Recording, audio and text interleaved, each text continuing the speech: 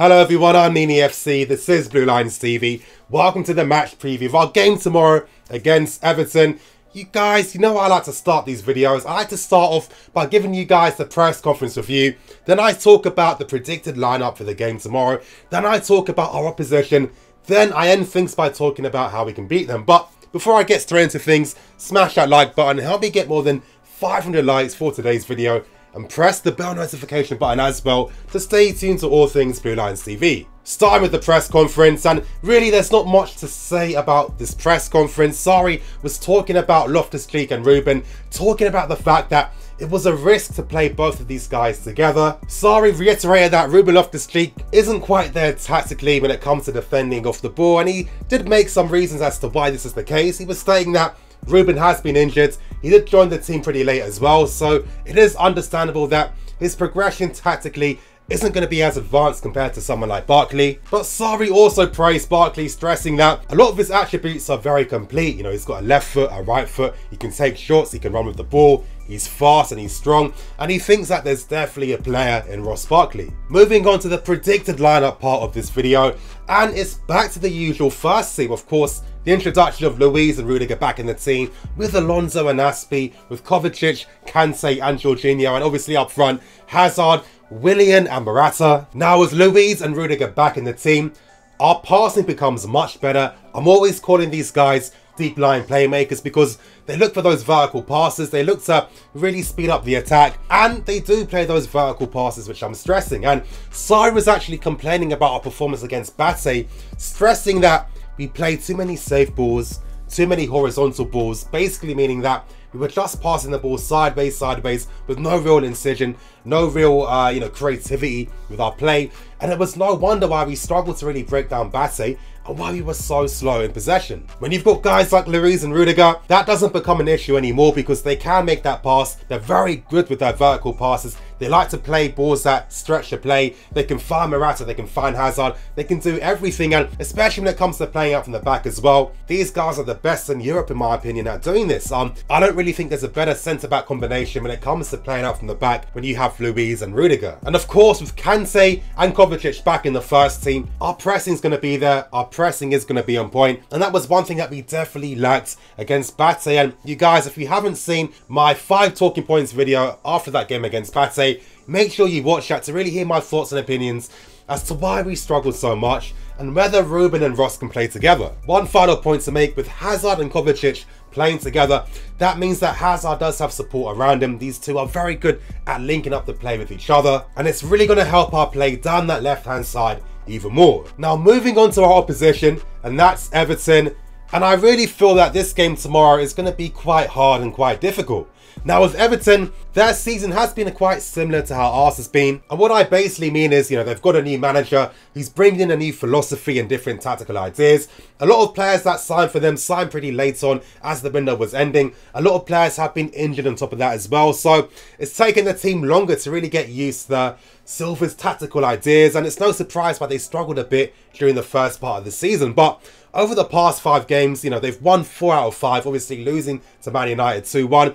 They've definitely been growing. They've been showing the Premier League that they're definitely a team on the rise.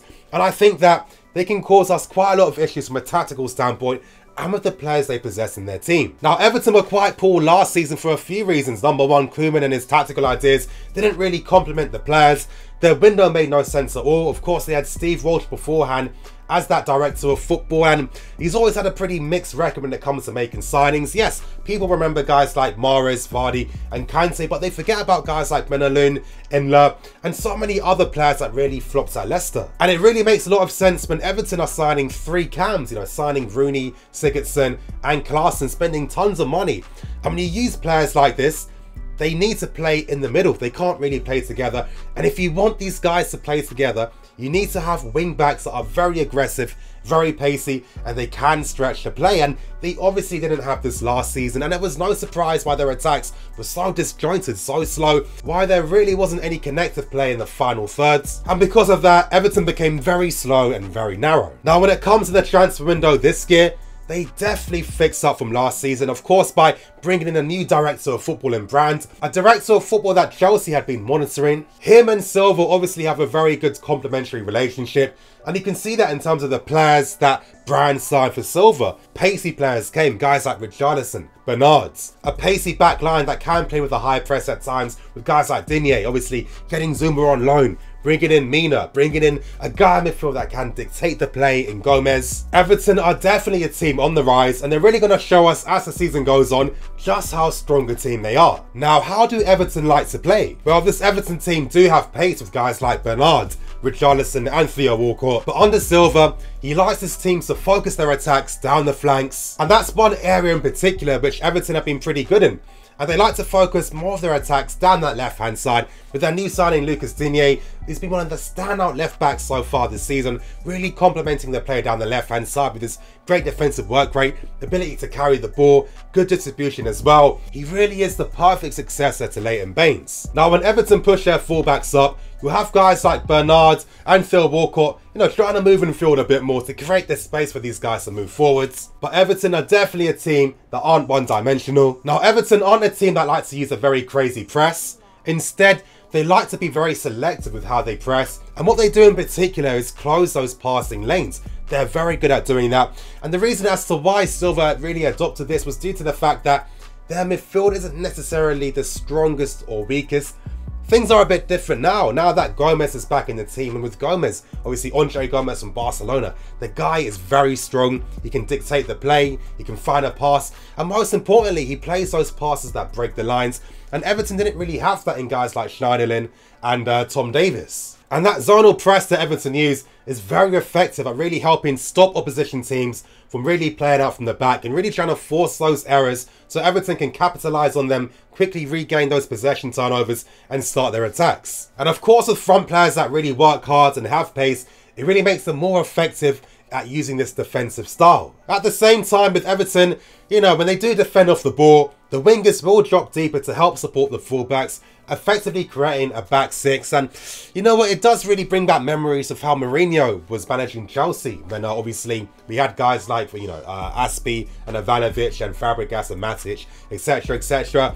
It is a pretty similar style. I think with Everton's game plan tomorrow, they're going to be hoping to have their wingers making runs in behind because, of course, we like to push our fullbacks further forwards. You'll see Richarlison trying to run the channels to try and create that space. And I think that they're mostly going to focus most of their pressing and their attacks down our right-hand side. And I think that's the most ironic thing. I think when you look at both teams, Arsenal and Everton, I feel like both teams' right-hand sides not as strong compared to their left-hand sides. Of course, with Everton, they've got guys like Coleman, Walcott and Idrissa Gueye. It's not the most creative right-hand sides. But I think that with their left-hand side, they could cause us some issues. Now, Aspie has been struggling a bit against wingers that are very direct, that are very tricky and that will run at him. And I think that in someone like Bernard, who's been very on point with his form, he's going to cause us a lot of issues. And I think in particular with how Everton play, there's been one player that's really stood out for them this season recently, and that's been Sigurdsson. Because again, I was speaking earlier about Everton messing up last season, having all these cams, forcing them to play together and giving them no width. Well, Sigurdsson has width to play in now, and with this width and this space in the middle, his movement's really been on point, his off-the-ball movement, and he's been very effective in playing those passes that break the lines, taking shots from distance, and he's been very hard to mark. Now, moving on to us, and yes, I'm making it sound like it's a doom and gloom situation against Everton. I'm just letting you guys know that they are going to be a very hard test tomorrow. But what can we do against them to try and get something from this game? Well, I think the most important thing we need to do tomorrow is make sure we don't start this game slow and sluggish, because if we do, we are going to play into Everton's hands. We need to be very assertive. We need to be quick with our possession. We need to play out quickly. We need to play those vertical passes. And I think when we play our game, we can definitely cause this Everton team issues. And the reason as to why I say this is because we can beat their press. Now, I'm always going on about how great we are from playing out from the back. SARRI incorporates a lot of passing patterns in our game, so players know how to beat opposition presses. And I think if you do this against Everton, if you beat their initial press and obviously play between the lines, you can create direct shots on goal against them, because that means once you do that, you bypass their forwards and their midfield and you're creating attacks directly against their back four. Now, in their back four, it's an area that's definitely improved a lot. Now, of course, Zuma's not going to be playing, but it looks like Mina will be coming back. It could be a benefit in the sense that he hasn't really played as much, so I can't really expect him to be fully on point. But with the pace we have and the trickery we have, especially with guys like Kovacic and Hazard that are excellent at breaking the lines and beating a press, we can cause this Everton team tons of issues. We have another advantage, and it's more of a historical advantage because Everton haven't won a game here in 24 years. Another weakness is Richarlison, in fact, and you know what, this was one area I was actually doing quite a lot of research in, and you know, from what the Everton fans were saying, they were saying that yes, he's very good at beating a player, he's very fast and his movement's good, but the guy's not very good at holding the ball up in the final third, constantly losing possession and losing the ball, and you can't afford to have a striker that's constantly losing possession of the ball if you're a team like Everton trying to get something at Stamford Bridge. But if we start the game correctly with that high press, very aggressive, getting on the ball, getting in Everton's half, we can overrun these guys in midfield.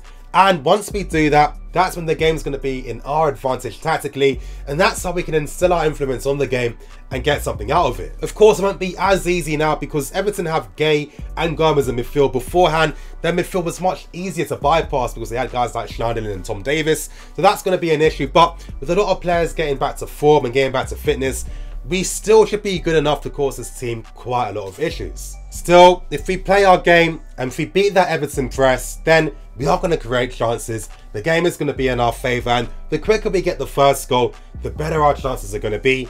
My score prediction for the game tomorrow is going to be 2-1. I think there could possibly be more goals if we get the first goal and if we get it pretty early on, because that's going to force Everton to open up a bit more. But again, with Everton opening up a bit more, they can cause us problems with their attacking threats, so that's definitely food for thought. But I'm going for a 2-1 win. In the comment section below, give me your thoughts and opinions on the game tomorrow.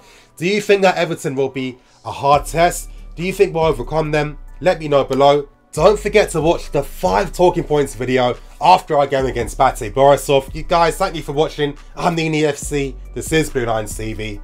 Signing out.